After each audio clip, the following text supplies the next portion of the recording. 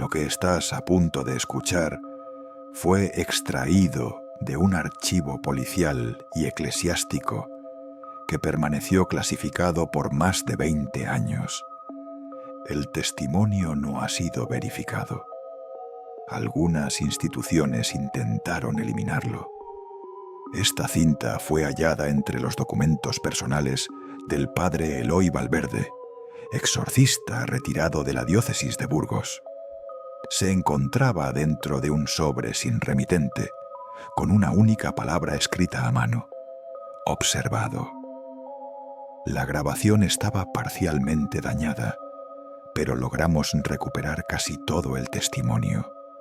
Esta es la transcripción completa. Me llamo Nicolás. No espero que me crean. Solo necesito sacarlo de mí. Después de esto, pueden hacer lo que quieran con la grabación. Yo tenía 11 años cuando lo vi por primera vez. No fue un sueño. No fue una historia que alguien me contó. Fue real. Estaba despierto. Puedo repetir cada segundo como si hubiese pasado anoche. Todo empezó poco después de que nos mudamos a la casa de mis abuelos tras su fallecimiento. Una vivienda antigua en el norte, con escaleras de madera, habitaciones frías y espejos que crujían sin razón. Mis padres trabajaban turnos de noche. Yo me quedaba solo con mi hermana menor, Lucía, que tenía 6 años. Dormíamos en habitaciones separadas, pero ella solía venir corriendo a la mía cada vez que escuchaba algún ruido. La primera vez que algo extraño ocurrió fue una noche de tormenta. Desperté sin saber por qué. Eran exactamente las 3:17 de la madrugada. Lo sé, porque lo primero que vi fue el reloj digital sobre mi cómoda, brillando en rojo como una herida abierta. Entonces lo vi. Estaba de pie en la esquina de mi habitación. Al principio creí que era una sombra proyectada desde fuera, pero no parpadeaba, no se movía, no tenía rostro, solo un contorno alargado, oscuro, con un sombrero de copa que se alzaba más alto que el marco de la puerta. Y aunque no tenía ojos, sabía que me estaba mirando. No recuerdo cuánto tiempo estuve congelado. Tal vez segundos, tal vez minutos. Cuando parpadeé, había desaparecido. Pensé que había soñado despierto. No le dije nada a mis padres. La noche siguiente volvió. Esta vez no en mi habitación. Estaba en el pasillo, de pie frente al espejo grande del pasillo. Ese que daba justo al cuarto de baño. Yo me levanté a orinar y al encender la luz vi su silueta reflejada. El pasillo estaba vacío. Pero en el espejo, ahí estaba, inmóvil, viéndome. Corrí, cerré la puerta, vomité, lo conté. Me dijeron que era la ansiedad, el duelo por mis abuelos, el estrés. Pero cada noche, a la misma hora, 3:17, él regresaba, a veces más cerca, a veces más lejos, siempre observando, nunca acercándose, hasta que lo hizo. La tercera semana empecé a notar cosas que no podía explicar. Objetos cambiados de lugar, puertas cerradas que yo había dejado abiertas, la cama fría, como si alguien se hubiera sentado en ella. Y mi hermana. Lucía dejó de hablarme. No por enfado, era como si no me viera. Un día me acerqué a su cuarto para abrazarla. Ella se apartó.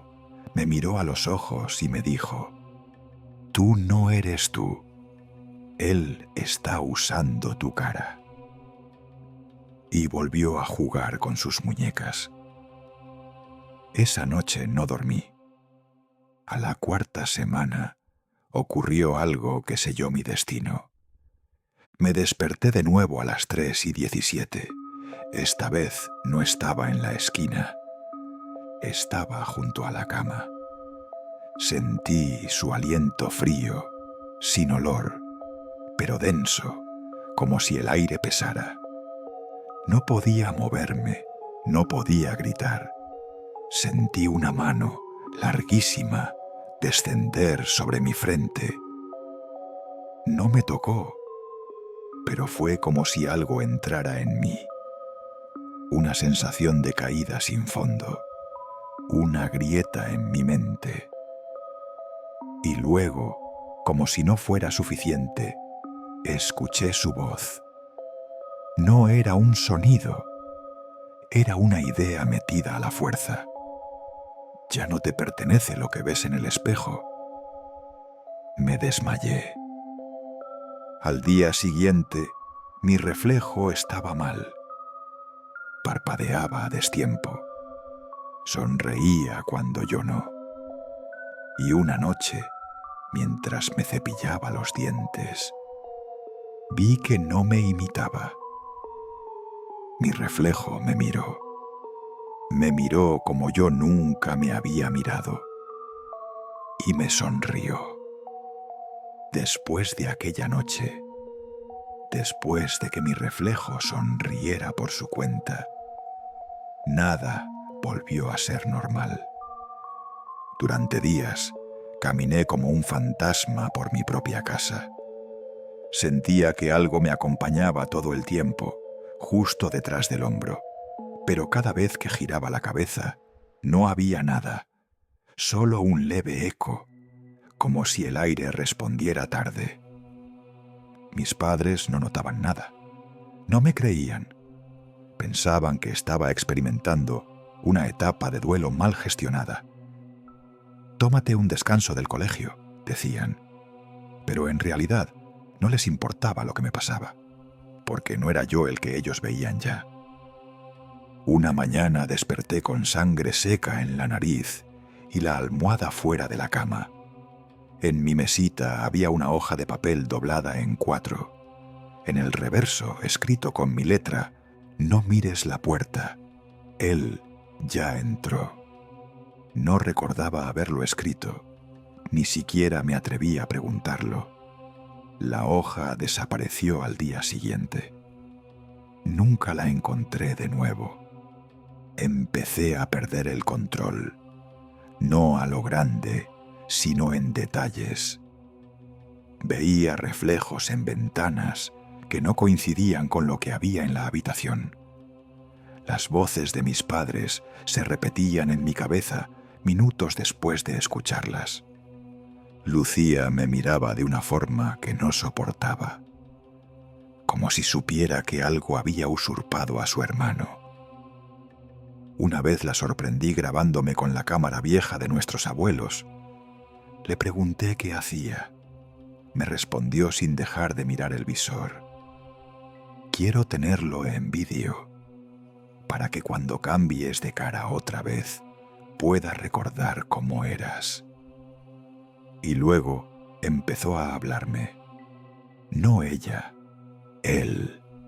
No en voz alta, sino en pensamientos que no eran míos, ideas metidas a la fuerza, como si estuviera recordando algo que nunca viví.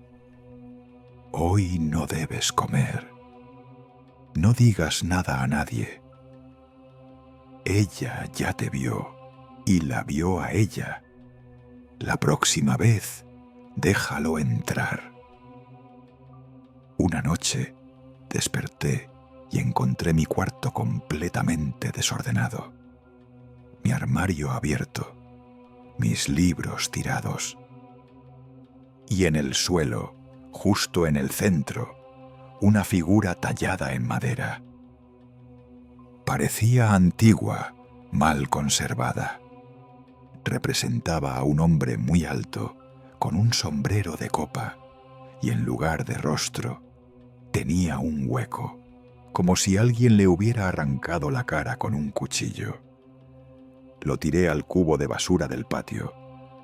Al día siguiente estaba de nuevo en mi escritorio, sin explicación, sin que nadie supiera de qué hablaba.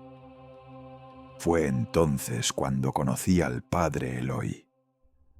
Una tarde, tras una de mis ausencias en el colegio, mi madre llamó a una parroquia cercana para ver si podían hablar conmigo.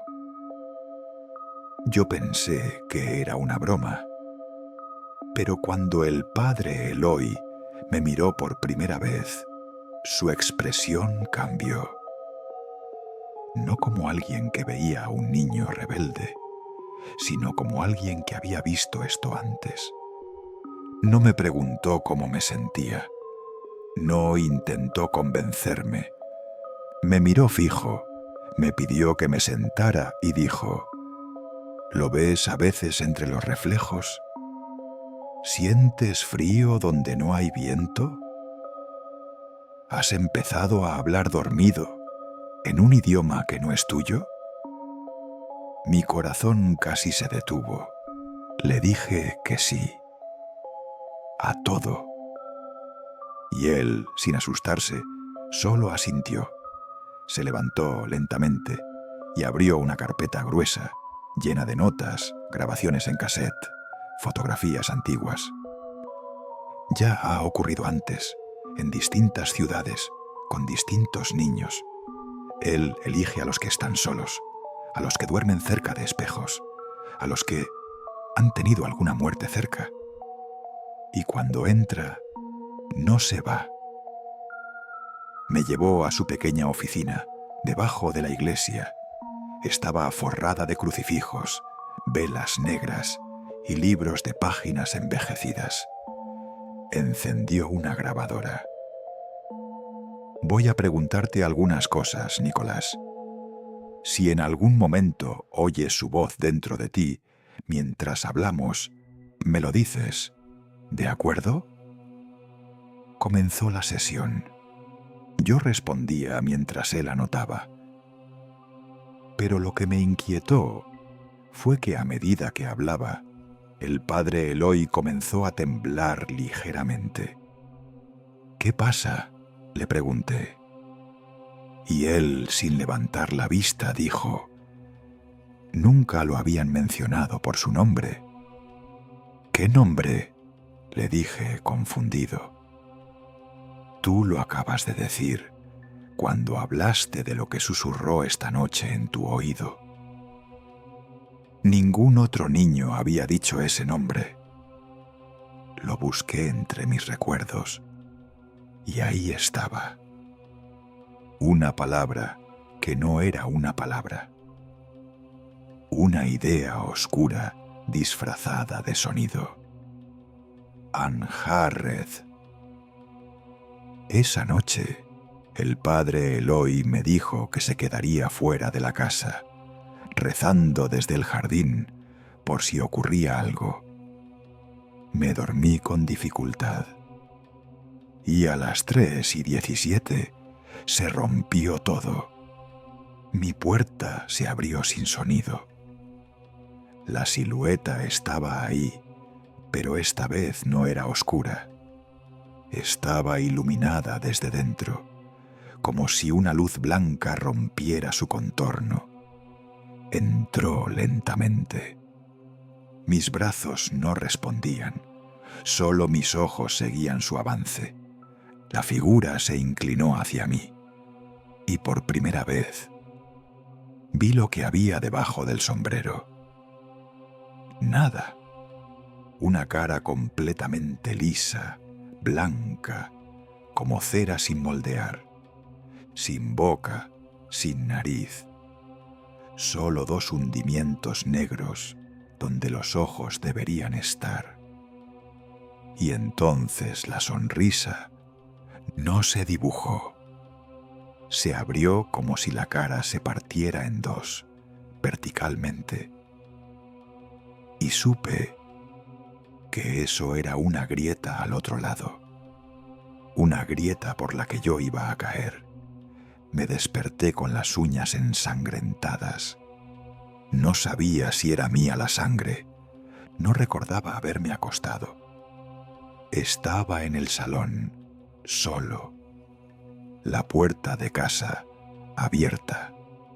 Lucía desaparecida. Corrí por la casa gritando su nombre. Nada, ni rastro. Ni en su cuarto, ni en el patio, ni en el baño. En su cama, sobre la almohada, encontré un dibujo, hecho con crayones. La figura era simple, un niño con ojos vacíos y una sombra alta detrás de él. La sombra tenía un sombrero de copa y en el margen del papel una frase: «Ya no necesita dormir». Llamé al padre Eloy. Le supliqué que viniera. Tardó 30 minutos. Cuando llegó no me dijo nada. Solo miró mis ojos y me dijo: «No estás solo en ese cuerpo ahora». Encendió velas, roció agua bendita, puso sal en los umbrales. Comenzó una oración en latín que nunca había oído. El aire se volvió pesado, como si la casa respirara conmigo. «¿Estás aquí?», gritó Eloy de espaldas a mí. Y entonces, sin querer, mi boca se abrió sola.